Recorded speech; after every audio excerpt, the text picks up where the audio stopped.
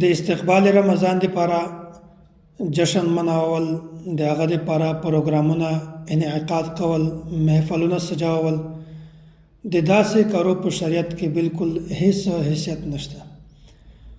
مصر او شام کې خلکو به د استقبال رمضان لپاره پروګرامونه کول او داسې جشن به مناوه که چیرته په هغه وخت کې پروګرامونه خو صحیح وو خو وروسته هغه پروګرام د بدعت ول شکل اختیار کو.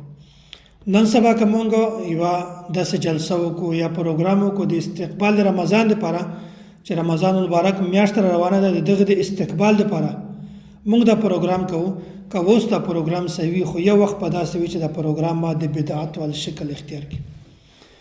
د وجه نه نو اصل استقبال دا ده چې مونږ تاسې خپل نظام الاوقات بدل کو، خپل نظم جوړ کو، خپل یو وخت مونږ ځان ته مقرر کو، خپل یو شیډول جوړ کو چې مونږ به دا میاشت په کومه طریقه باندې تیروو.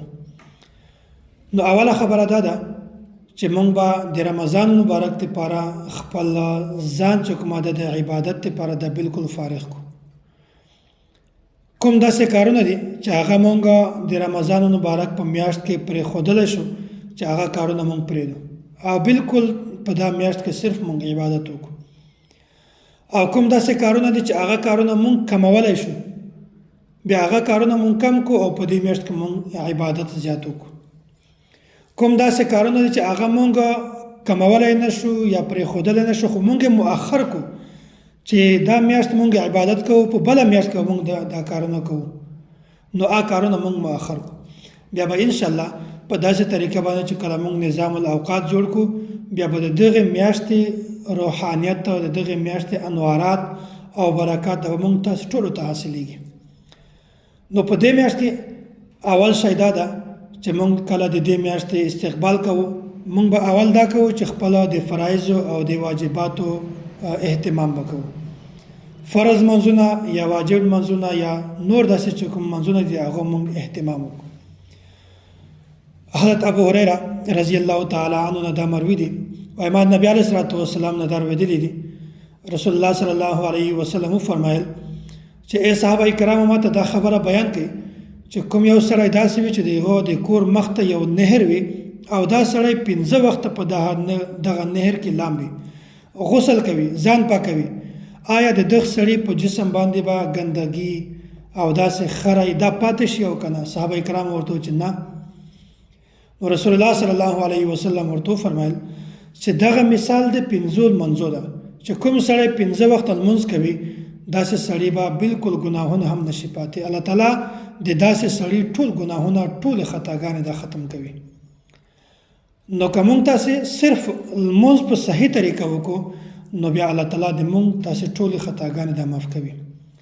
او بیا که د چا فرایض لمونځونه دا پاتې شوي وي د هغه قضایي په هغه سړي باندې لازم وي ضروري وي بیا هغه سړی دی په رمضان مبارک نه مخکې د هغو د قضایي ترتیب شروع کړي. هغه ډېر وخت تفصیل ده کوم وخت داسې ده چې هغه مکروه وخت په هغو کې د قضایي لمونځ نه کوي. البته ماسپښین نه مخکې وروستې داسې ماښام ماسخوتن دا ټیمونه داسې دي اشراق نه بعد چاشت نه بعده چې په دې وخت کې سړی قضایي لمونځ کولی شي. نو داسې وخت کې سړی خپل یو ترتیب جوړ کړي چې زه په دې وخت کې کوم لمونځ کوم په دې وخت کې کوم لمونځ قضایي کوم په دې وخت کې کوم لمانځه قضایي کوم بیا به موږ تاسې په صحیح طریقه د رمضان مبارک استقبال کوو. او بله خبره دا ده چې مونږ په زړونو کې کومې غلطۍ دي کوم ګناهونه دي مونږ په هغه باندې د زړه نه توبه وباسو. مونږ سترګو سره کوم ګناه کړی ده بد نظریم کړې ده یا مونږ داسې غوږو سره کومه ګناه کړې ده تشه غلط شی دا مو اورېدلی ده یا مونږ ژبه سره ګناه کړې ده غلطې خبرې هم کړې دي چا غیبت هم کړی ده یا داسې مونږ لاسو سره غلط کار کړی وي پښو سره هم غلط کار کړی وي ګناه کار هم کړی وي مونږ به د دې میاشتې په راتلک نه مخکې د دې ټولو ګناهونه د الله تعالی معافي غواړو. مونږ به د الله تعالی نه درخواست کوو چې یا الله مونږ دا ګناهونه کړي دي دا میاشت را روانه ده دغه میاشتې د استقبال لپاره مونږ توبه وباسو یا الله دې مونږ ټول ګناهونه معاف کړي. بیا په داسې طریقه باندې که مونږ چېرته د دې میاشتې استقبال وکړو بیا به مونږ ته د دغې میاشتې انوارات برکات روحانیت دا به ټول حاصلېږي. او که چېرته مونږ ځان د ګناهونو نه کو پاک مونږ د داسې فرایضو نه د یغو د ادایګي د یغو د قضا اهتمام نه وکړو بیا موږ په صحیح طریقه سره د دې میاشتې استقبال کله هم نشو کولی.